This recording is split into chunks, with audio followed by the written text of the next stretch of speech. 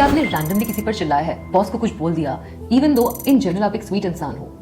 जो फर्म लोग रहते हैं they stay in the game longer, but people like you आपको ये सुनने को मिलता है, don't be so sensitive, let it be, let it go, be positive.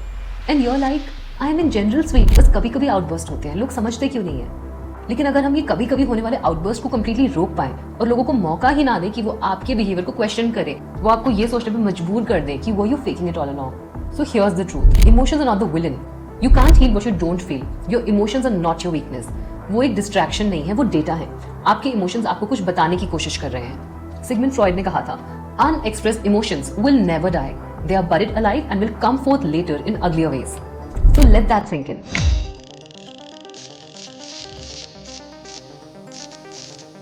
When we ignore how we feel, especially ऐसे emotions, anger, sadness, jealousy, fear, ये emotions disappear नहीं होते, ये बस अंडरग्राउंड चले जाते हैं और वापस ये इमर्ज होके आते हैं इवन लाउडर। दैट्स व्हेन आप रैंडमली किसी पे स्नैप करते हो, रैंडमली किसी को कुछ उल्टा बोल देते हो, you randomly start crying in front of everybody.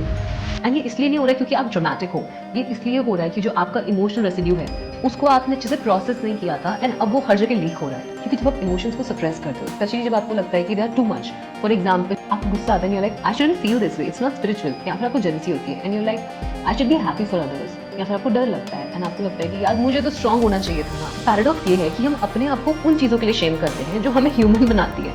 आप क्या बनना चाहते हो, रोबोट? आप सुबह टाइम पे नहीं उठ पाए, so what, you are not a robot. आपको गुस्सा आ गया, so what, you are not a robot, that's what makes you human, right? हम एक इनेट बायोलॉजी के साथ पैदा हुए हैं एंड उन्हीं बायोलॉजिकल रिएक्शंस के लिए वी शुडंट शेम आवरसेल्फ, पर उससे बेटर है कि हम इंट्रोस्पेक्ट करें। फॉर एग्जाम्पल आपको गुस्सा आया, आपका एंगर आउटबर्स्ट हुआ, आपके रिलेशंस अफेक्ट हुए, या आपको डर लगा एंड उस डर की वजह से आप वो चीज़ एक्सपीरियंस नहीं कर पाए, आपको लेस मैस्कुलिन फील हुआ लोगों के सामने, या एज अ फीमेल आपको लेस स्ट्रॉन्ग फील हुआ। So how do we cope with it? These emotions are your data कि आपको कहाँ इंप्रूव करना है। एंड इमोशंस बस आपके दिमाग में नहीं होते, emotions live in your body.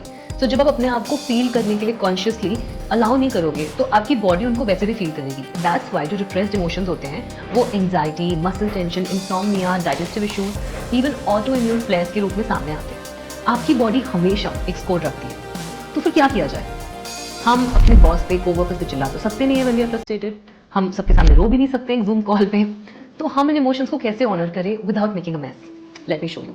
Step 1 है name it without shaming it. Psychologist इसको अफेक्ट लेबलिंग कहते हैं।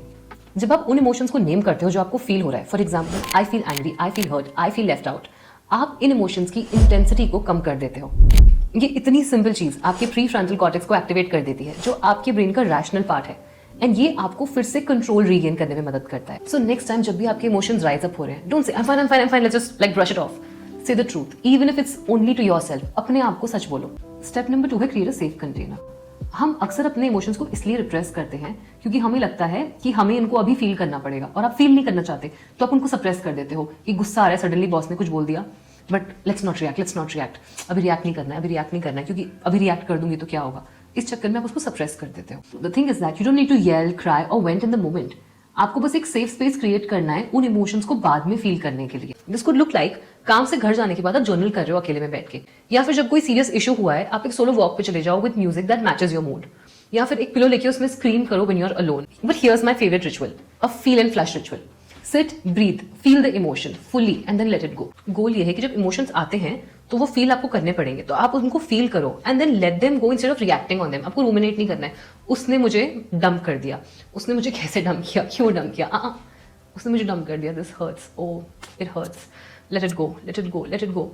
दिस कम्स विद प्रैक्टिस, क्योंकि इनिशियली मेरे लिए भी काफी डिफिकल्ट होता था।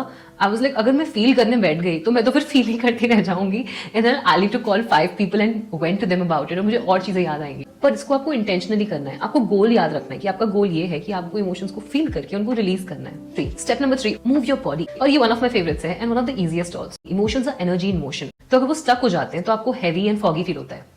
So give them some place to go. Try shaking your arms, legs, dancing to loud music for 3 minutes. या फिर 10 minutes के लिए jumping jacks कर लो while you also name what you're feeling. या फिर एक rage letter लिख दो. Don't send it to anyone. Whatever helps your body flush the charge.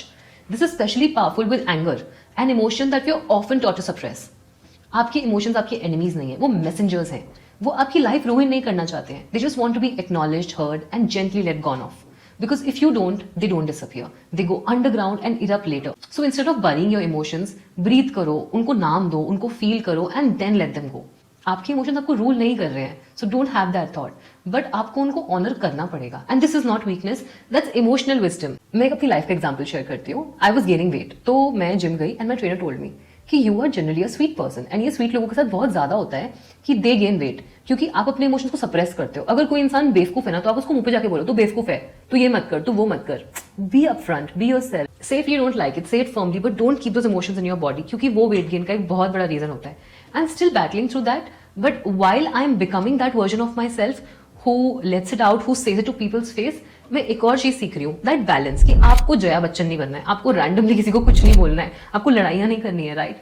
जहां आपको कुछ बुरा लगा, राइट टाइम पे राइट मोमेंट देख के वो चीज कम्युनिकेट करना, सो दैट आपको वीक भी ना फील हो, आपको सप्रेस भी ना फील हो, आप इमोशनल ईटिंग भी ना करो, but at the same time आप अपने बॉन्ड्स को डिस्ट्रॉय ना कर दो by being overly aggressive and being unreasonable. तो स्वीट स्पॉट ये है कि ना आपको अंडर रिएक्ट करना है एंड ना आपको ओवर रिएक्ट करना है, क्योंकि अगर आप अंडर रिएक्ट करोगे तो आज तो आप सप्रेस करते चले गए, कल को आपको आएंगी diseases, anxiety, fatigue, stomach issues, सबसे पहले stomach issues, which was a big part of my life because of these emotional suppression episodes. So आपको ये सारे इश्यूज आएंगे and it doesn't end there. ये सारे इश्यूज के अलावा जब मोमेंट आएगा तो आपका आउटबर्स्ट होगा। एक टाइम के बाद आपके पास इमोशंस पे कंट्रोल नहीं होगा, एंड मैक्सिमम लोग जो हम देखते हैं वो पीपल प्लीज ही करते हैं। तो you need to tell yourself and have that one on one candid with yourself कि यार पीपल प्लीज नहीं करना है, क्योंकि people please will harm me today, my body, my health, my physique, and tomorrow it will also harm my relationships, क्योंकि emotions घूम फिर के बाहर निकलेंगे। और ये मैंने काफी बुक्स में पढ़ा है, और psychologist and psychiatrist and psychotherapist इस बात को बोल बोल के थक गए हैं कि more than your diet, more than your physical activity, it's your emotions. That's why जो लोग फिट होते हैं, हेल्दी खाते हैं और हमेशा कुड़कुड़ करते रहते हैं, हर चीज पे कंप्लेन करते रहते हैं, नेगेटिव उनका थॉट प्रोसेस होता है, दे एंड अप विद डिसीजेस, क्योंकि वो अपने इमोशंस को प्रोसेस नहीं कर रहे हैं। So emotions is a very neglected topic. Finally in this century, Gen Zs के जमाने में हम लोग इमोशंस को वो वैल्यू दे रहे हैं which they deserve. So before it's too late, find that sweet spot between under reacting and over reacting, and अपने आप की वो एक इमेज बना लो अपने दिमाग पे of a level headed person, and strive to become that person, not by ignoring your emotions but by honoring them. I hope this video helps you. Comment section में मुझे ये बताइए कि ऐसे कौन से इमोशंस थे जिनको आपने सप्रेस किया, उस मोमेंट पे फील नहीं किया, maybe some breakup, maybe some distress from family, maybe कोई बॉस आपको टॉर्चर कर रहा था एंड आप उसको इग्नोर करे जा रहे थे, एंड बाद में इवेंचुअली रिजल्ट क्या आया, सो दैट दूसरे लोगों की भी मदद हो आपके एक्सपीरियंसेस से।